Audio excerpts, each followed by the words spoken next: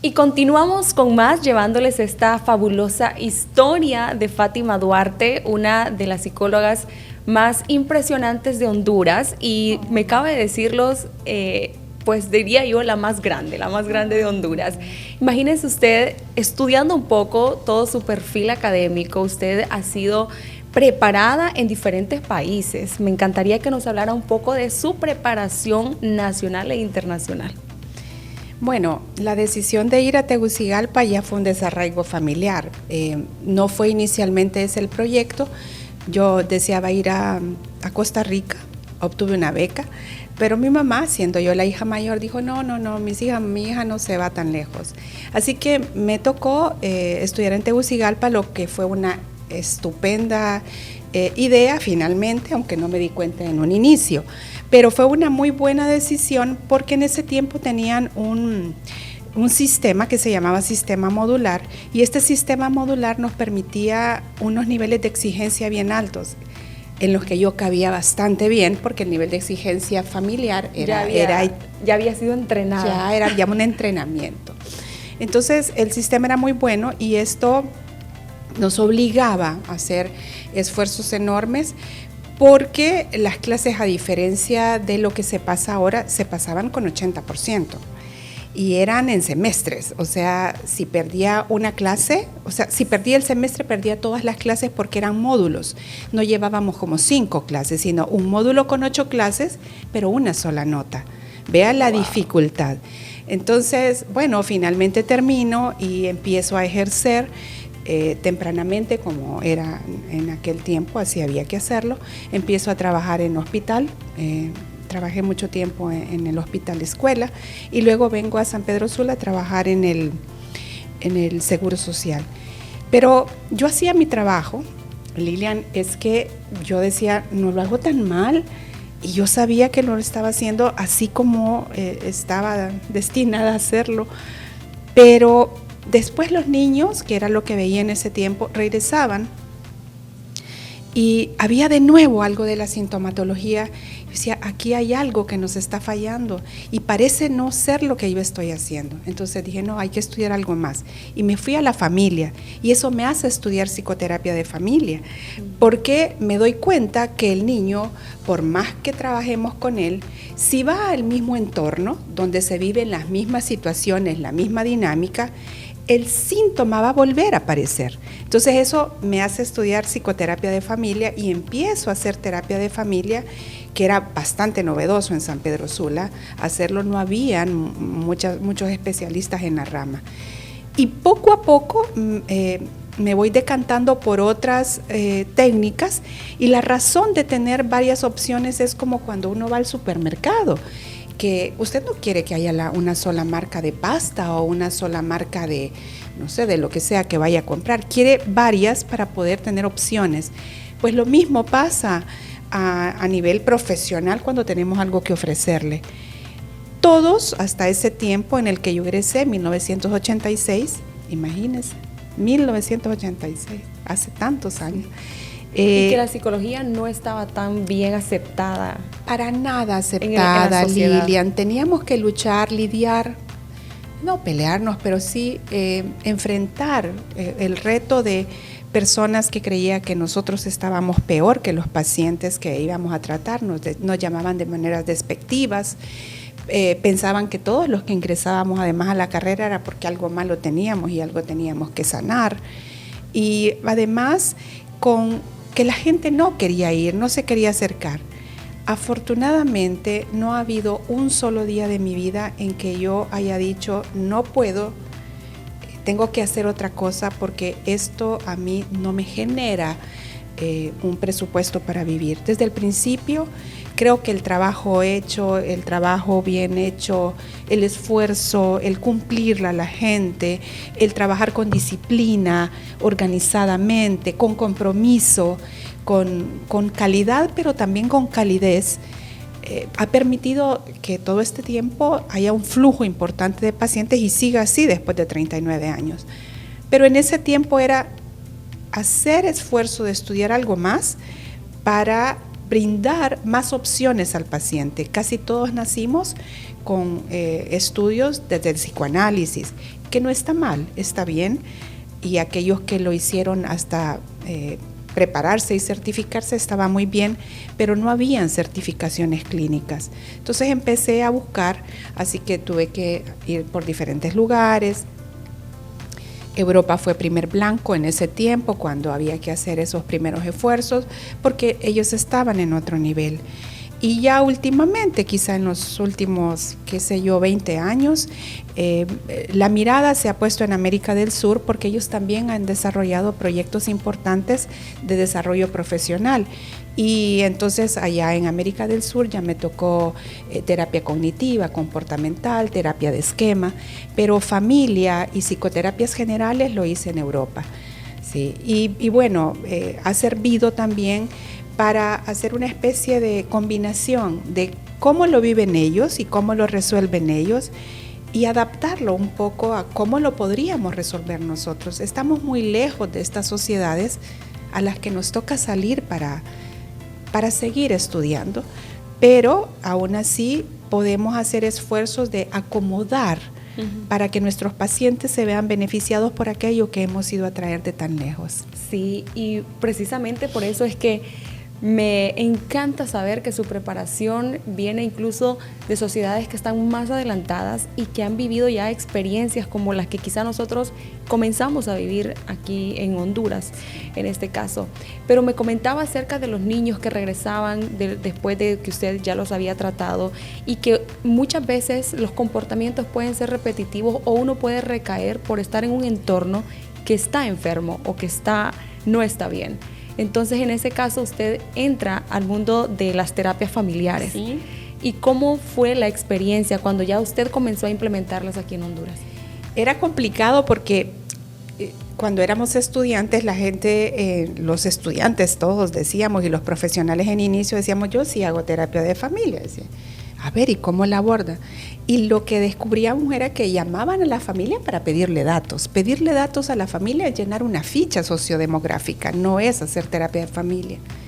Terapia de familia es altamente demandante para el terapeuta, porque estamos hablando de familias a veces de 5 personas, pero a veces de 8.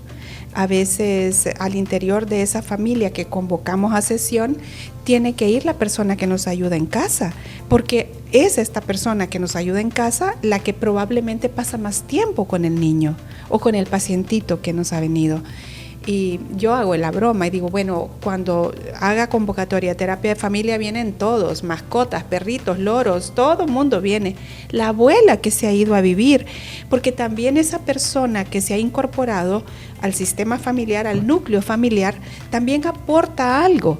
Y ese aporte puede estar o sosteniendo el síntoma de la persona, del paciente, o magnificándolo, o ayudándonos, o de pronto a través de estos que son no los familiares cercanos, pero sí los que se suman, incluyendo la colaboradora de casa, podemos hacer con ellos una red.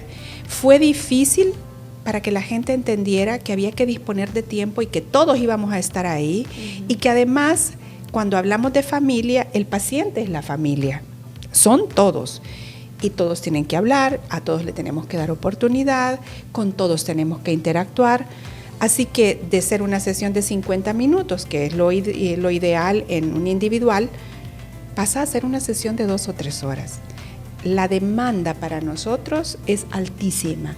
Y hay una persona cercana a mi familia que dice, cuando usted sale del consultorio parece que viene drenada, sin energía. Y es porque efectivamente tenemos ahí puesta toda nuestra energía, todo el foco.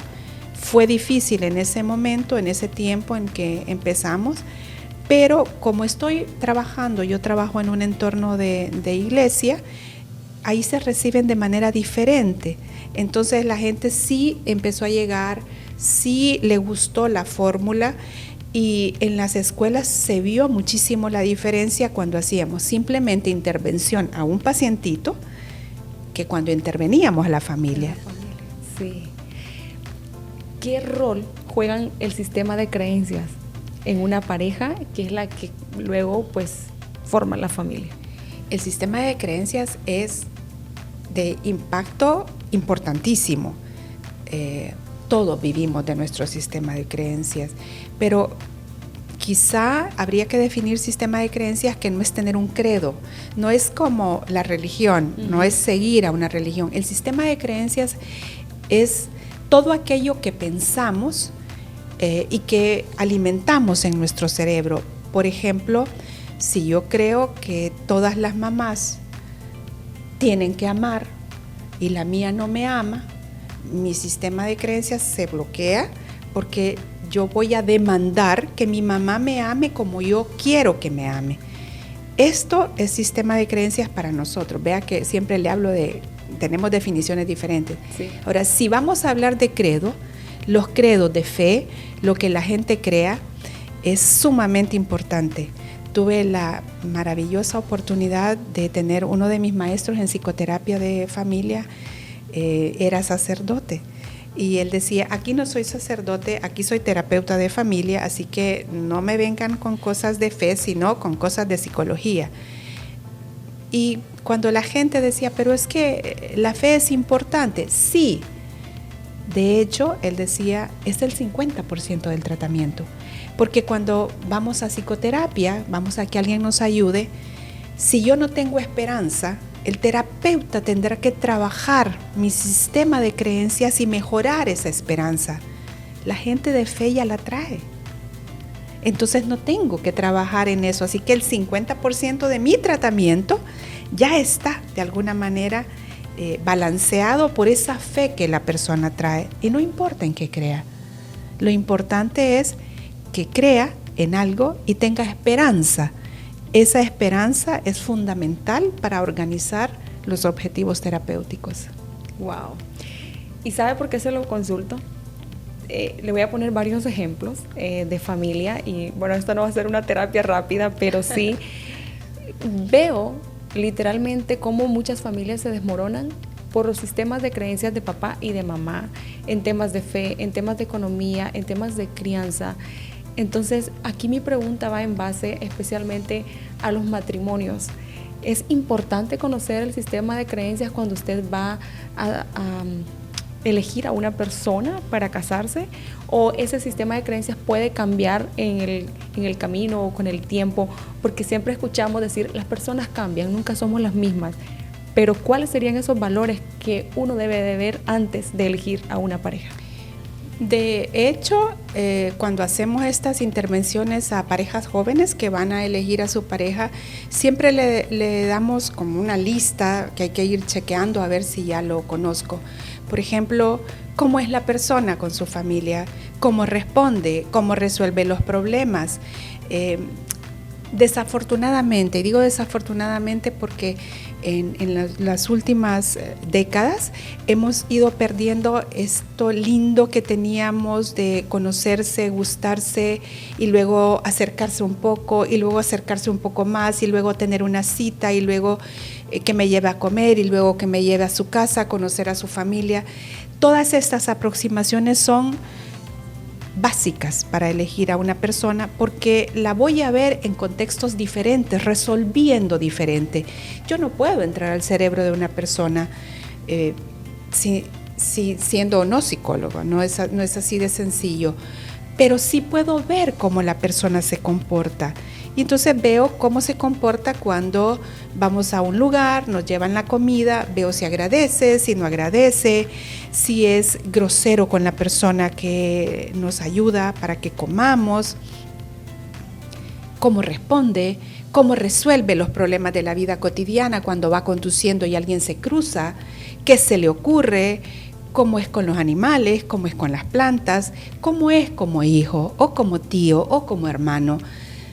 Todo esto, pareciera que no, pero nos va a dar una información fantástica de la persona que vamos a elegir. ¿Y en qué cree? También es importante. Si creemos en cosas similares o si tenemos puntos de vista similares o si vamos hacia la misma dirección. Si usted va para el sur y el otro va para el norte, difícilmente pueden constituir una relación. Sí. Si uno quiere ir muy rápido y el otro quiere ir muy lento, no vamos a ir bien porque no vamos a tener como sintonizada la velocidad o sincronía cuando arranquemos. Todas estas son cosas importantes que hay que verificar antes para elegir, para saber elegir. De hecho, cuando elegimos pareja también estamos eligiendo al padre de nuestros hijos, a la madre de nuestros hijos. Y es importante saber qué hay. Y yo voy hasta más allá, digo, hay que saber hasta de qué se enferma, a qué es vulnerable, qué le gusta. Imagínese que a usted le gusten mucho los gatos y a su pareja mucho los perros. ¿Cómo van a hacer coincidir esto en una casa? O a usted le gusten mucho las plantas, pero a él no le gustan ni las plantas ni los animales. ¿Cómo va a hacer para armonizar en su casa un ambiente que a ambos les sea agradable? Vea que parecieran cosas bien tontas, pero desde ahí, desde esto cotidiano, podemos ir viendo este sistema de creencias, de ver cómo resuelve la persona, de ver qué hace, porque cuando está todo lindo, si la película estuvo linda, wow, salimos contentos, pero si no fue del agrado, ¿cómo reaccionó?